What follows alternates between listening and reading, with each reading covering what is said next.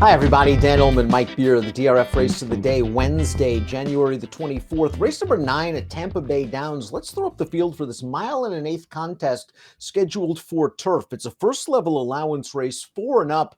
It's a pretty full field, and we've got the number 2, Take Me to Jimmy for Chad Brown, your 2-1 morning line favorite, stepping up off a maiden win at Aqueduct, which occurred off of a lengthy layoff.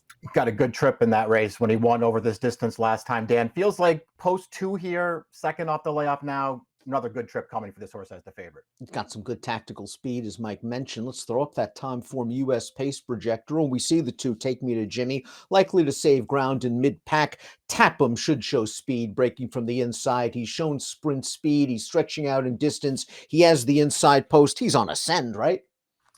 I guess they got to go back to turf here, moving up in class and stretching out in distance. I don't see why they would try to rate him. I think the key to the pace could be the 9, Hendrickson, a horse that showed very good speed, 2 starts back, didn't get anywhere near the lead last time out. I think he's fast enough to find a nice spot, as Time Form US suggests. I agree with that too, Dan. I think they drawing post 9 in here in a field that shapes up like this on the pace projector. They got to go forward with that horse and look for a good spot up close. He doesn't have to be on the lead, but get up close to the pace. If the pace is fast, keep an eye on the 5, Ready to Fly. That horse has the LP flag over his chiclet, which indicates he has the fastest Time Form US late pace rating. Let's start the analysis off down towards the rail with the number 1, Tapham, who's getting back to turf, and he's had most of his success on the turf in his career. Second off of the claim. He ran on synthetic 3 starts back, Mike. It was a race that didn't have a ton of pace. The winner of that race seems like he's okay. Came back, ran 3rd on the turf at Gulfstream with an 80 buyer. But this horse has some distance limitations. I'm worried about the mile and an eighth. Yeah, you have to be worried about the distance with him. He was also claimed for 5,000 2 starts back, and he did win a 2-turn turf race a couple of years ago, but that was at another sort of lower level kind of race, Dan, going 7.5. The distance is a big question for him here.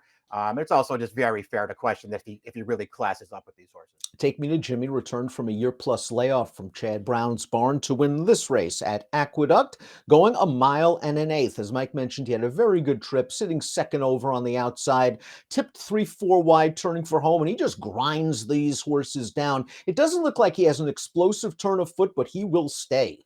Yeah, that's probably the key for this horse. The longer distance probably served him pretty well in here. He's just going to, as you put it, Dan, perfectly put it, he's just grinding here along with everyone else. And luckily for him, he had the jump on the other horses who were trying to close there. He got the job done. I remember really liking his debut at Colonial without a great trip. I didn't like his second start so much, but he did miss a lot of time after that. He's the horse to beat, but man, I wouldn't go too short on this horse. The runner-up from the race we just saw came back to graduate in a synthetic maiden special weight down at Gulfstream with a 77 buyer speed figure. Artie's Angel is the number 3, making his first start off of the claim. He finished 4th last time out in that $16,000 selling event, and you have to wonder how strong that field was. 4 horses have come back from that race. None have hit the board with a 61 buyer top. It's not his best performance, to be sure. Luckily for Artie's Angel, you can go back on his PPs, and it's not that long ago, Dan, just last summer, and then even some stuff he did last year. He's got races in there that would make him a contender in here, and I just like he's got a little bit of versatility, too. I don't expect him to be anywhere near the early lead, but he doesn't have to be totally outrun in this race. I don't love him in here, but he's not impossible. I think that's the key, is for him to try to get closer than he's been in several of his last few races, because he has shown the ability to go wire to wire at races in mile and an eighth, and they haven't shown that speed in his last few starts. The 4 Top Envoy started his career out like he might be something, graduating in a New York bred maiden claimer at Saratoga at huge odds. He just has not picked up his feet in his last 2 starts, now gets blinkers, faced 2 next out winners last time out, his first start off of a long layoff. Yeah, we'll see what he can do here, Dan. He's, I guess, a little bit of a wild card anyway in here. He did win first time out. It didn't feel like he beat a great field that day at a big price, but he got the job done. He has not run well since then. It feels like a tough spot for him off of another little bit of a layoff here. He did face 2 next out winners off the layoff in that last race. The 4th horse coming back to win a state bred, one other than at Aqueduct on dirt with an 81 buyer, but first time against open company for this New York bred. Ready to Fly is the number 5. This horse came with a late kick last time out. First level allowance at Tampa, second start off of a little bit of a layoff. I thought he ran pretty well to be 3rd here. There's an odds-on winner. It's not like this pace was fast. A 1-mile race where they ran a half and 48-1, and he's moving at the end. Yeah, he's on the outside all the way in this race too. I do think he ran pretty well in here. I didn't think he had some kind of huge excuse, but I do think he ran pretty well, Dan. It's a race that we've already sort of referenced Hendrickson back in this spot. Henderson was also in that race. I just kind of felt like Hendrickson was probably the horse you wanted out of there, but this horse ran fine. Another horse, though, that has shown the tactical ability in these longer distance races to stay a little bit closer if the pace is more moderate. Praline's Cat is up next, stepping up out of a condition claiming event. This is a $16,000 two life last time out at Tampa Bay. Ran okay to be second, 71 Beyer speed figure, career best.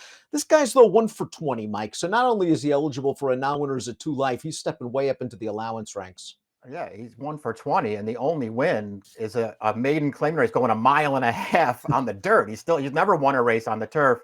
I don't know. To me, he's just one of those horses who's really hard to make a case for, even though he is coming out of what I guess you would say is the best race of his career last time. The 7 game change, I think, could be the key to this race for trainer Jimmy Toner, first-time Toner. He started his career with Shug McGahee. We last saw him in his turf debut in a first-level allowance at Belmont way back in the spring, and he just faced a field that was so much tougher than this. The winner of that race came back to finish third in the Belmont Derby, a grade 1 with a 94 Beyer, so he's got to deal with a layoff. I trust Jimmy Toner with just about any kind of horse. It is worth noting this horse was listed as a vet scratch a little over 2 weeks ago at Gulfstream. I mean, I think all those things are true. I don't know if he's really a turf horse. There's, I guess, enough turf in his pedigree to want to give him a shot here. He's really much more bred for dirt than he is for turf. And the only turf start so far, yeah, it was against a better field. I didn't think this horse did a ton of running in there, but this is obviously a better spot for him. Toner off the layoff. I agree with all the things you said about him. Would I be shocked if he ran well? No. Would I bet him at the 4-1 morning line? No. Dial Him Up is the number 8. This horse does not have a lot of early speed and is another horse eligible for a non-winners of 2 life. He is 1 for 24 lifetime. He has never won on turf. It's interesting to note, though, his last turf race it was a pretty good performance. It was at Belterra Park going 11 furlongs, but he ran a good third, only beaten 3/4 of a length. Yeah, exactly. He did blow a clear stretch lead that day, though, against weaker horses, Dan, and his prior turf form really gives him no shot in here. Here's Hendrickson, the number 9, going out for Graham Motion. And again, we've likely seen the best of several of these horses. It's possible we haven't seen Hendrickson's best, a lightly raced 4-year-old making only his 6th lifetime start. And last time out at Tampa Bay, Mike, let's talk about his trip again. Yeah, it just didn't really work out. I mean, we showed the stretch run earlier with the Ready to Fly replay, and you saw Hendrickson just sort of towards the back of the pack at that point in the race and making up late ground along with everyone else. But he had trouble before that, Dan. I mean, he lost position on the second turn. He wound up last when that field came into the stretch, and then he ran on late. I thought it was an underrated performance. And the race 2 back off the really long layoff at your track, Laurel. I mean, I knew exactly what that replay was going to look like when I pulled the running line, Dan. I pulled the replay. This horse ran really well in there. That pace was solid. He had a clear lead in the stretch, and the stretch just goes on forever. And this horse couldn't hold on. I thought he ran great that day. He certainly did for a start off of a lengthy layoff. He was fresh that day, and I would expect him to be a lot closer to the pace. Kevin Gomez has been riding in excellent form since he moved his tack from Maryland to Delaware and now down to Tampa Bay, winning at a nice rate. Graham Motion, of course, at times excellent with these sort of lightly raced horses on turf. Juniper Serra's up next. This horse graduated over the Tapeta surface at Woodbine in this race last month at Woodbine. Solid enough performance, Mike, because again, not a lot of pace, had to come with a wide bit on the outside. This guy had been knocking on the door and he finally kicked it down. He just stays so strongly. This is a short race too. It takes him forever to change leads, Dan, but he's already taken this race over past mid-stretch. He'll change his lead very late, and then he just goes on with this thing. To me, he looks like a horse who will run all day, so the added distance really helps him. His last 2 starts, he hasn't shown any speed, but he was showing speed before that. The last turf race was going 1 mile and 3/8.